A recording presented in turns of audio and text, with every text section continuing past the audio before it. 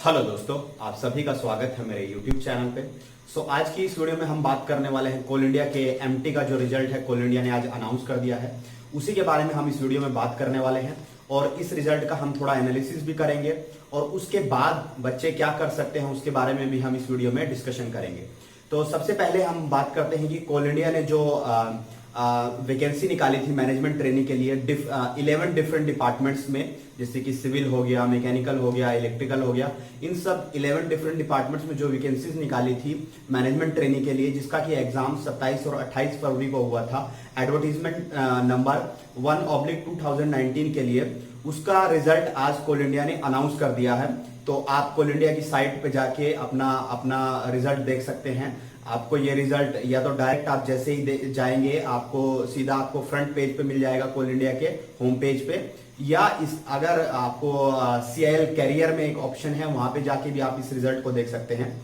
तो अगर हम इस रिजल्ट की बात करें तो अगर हम माइनिंग डिपार्टमेंट की अगर बात करते हैं तो माइनिंग में टोटल जो वैकेंसीज थी 288 थी, जिसके लिए कि कोल इंडिया ने 890 बच्चों को शॉर्टलिस्ट किया है। और अगर हम कट ऑफ की बात करें तो जनरल कैटेगरी के लिए माइनिंग के लिए कट ऑफ 127 है, ऐसे ही ओबीसी के लिए 116 है, SC कैटेगरी के लिए 109 है और ST कैटेगरी के लिए 108 है। इसी तरह से अगर हम इलेक्ट्रिकल डिपार्टमेंट की बात करें तो टोटल वैकेंसी 218 थी, जिसके लिए कोल इंडिया ने 721 लोगों को शॉर्टलिस्ट किया है। और जनरल की अगर मैं कट ऑफ की बात करूं तो 152 है।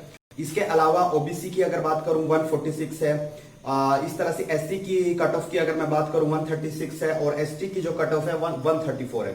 तो ऐसे अगर मैं मैकेनिकल की बात करता हूं तो टोटल वैकेंसी 258 थी, जिसके लिए कि कोल इंडिया ने 882 यानी 882 लोगों को शॉर्टलिस्ट किया है। और जनरल की अगर हम कट ऑफ की बात करें तो 154 मार्क्स हैं और ओबीसी के 149 मार्क्स कट ऑफ गई है, SC की कट ऑफ 139 है और ST की कट ऑफ 133 है। इसी तरह से अगर मैं सिविल डिपार्टमेंट की बात करूं तो 68 वैकेंसीज के लिए कोल इंडिया ने शॉर्टलिस्ट किया है 221 बच्चों को और जनरल की कट ऑफ 157 है। अगर हम बात करें तो सिविल की ही जनरल कैटेगरी में सबसे ज्यादा कट ऑफ है। ऐसी कॉल प्रिपरेशन की अगर बात करूं तो 28 सीटों के लिए कोल इंडिया ने 98 लोगों को शॉर्टलिस्ट किया है और 137 कट ऑफ है। इसी तरह से सिस्टम डिपार्टमेंट की अगर बात करूं तो 46 सीट के लिए 154 लोगों को शॉर्टलिस्ट किया, 151 कट ऑफ है। तो अगर हम इस पूरे रिजल्ट को अगर एनालाइज करें तो टोटल सीट जो थी वो 1326 थी, जिसके लिए कोल इंडिया ने 4166 लोगों को शॉर्टलिस्ट किया है। और अगर हम हर डिपार्टमेंट को भी इंडिविजुअली देखें तो हर डिपार्टमेंट में लगभग 3 से 3.5 तक के रेशियो में कोल इंडिया ने लोगों को शॉर्टलिस्ट किया है। यानी कि जो लोग इंटरव्यू के लिए शॉर्टलिस्ट हुए उनके लिए बहुत बढ़िया चांस है, क्योंकि उनको 1:3 के अब फाइट करना है इंटरव्यू में।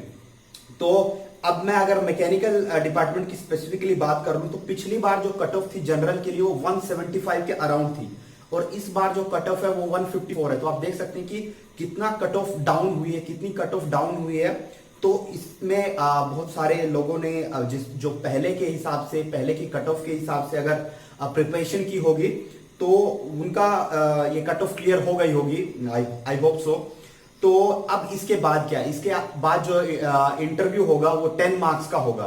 तो अगर आपने अपने नंबर कैलकुलेट कर लिए होंगे, जो आपका कोल इंडिया ने जो लिंक ओपन किया था वहां पर एक तरह से की डाल दी थी, फिर आपने रिप्रेजेंटेशन डाली थी, तो उसमें 2-4 मार्क्स का डिफरेंस आया होगा। नॉर्मली वही मार्क्स रहेंगे, उसके अलावा अगर 2-4 मार्क्स का डिफरेंस आया होगा तो आप कट ऑफ आपके सामने है, आपके मार्क्स आपके सामने है और आपको पता है कि इंटरव्यू 10 मार्क्स का है, तो आप अंदाजा लगा सकते हैं कि आपको इंटरव्यू किस हिसाब से प्रिपेयर करना है।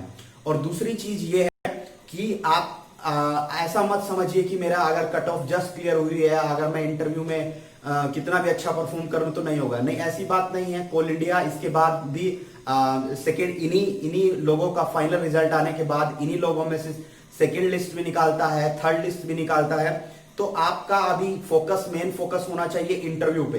तो आपको इंटरव्यू को अच्छे से प्रिपेयर करना है, बहुत अच्छा चांस आप सबके लिए है। तो अगर मैं इंटरव्यू पे भी स्पेसिफिकली एक अच्छी वीडियो बनाऊंगा जिसमें कि मैं बताऊंगा कि इंटरव्यू में आपकी क्या स्ट्रेटेजी रहनी चाहिए। तो इसके अलावा अगर आपको कुछ और डाउट है कोल इंडिया से रिलेटेड तो आप कमेंट बॉक्स में जान सकते हैं। Thank you.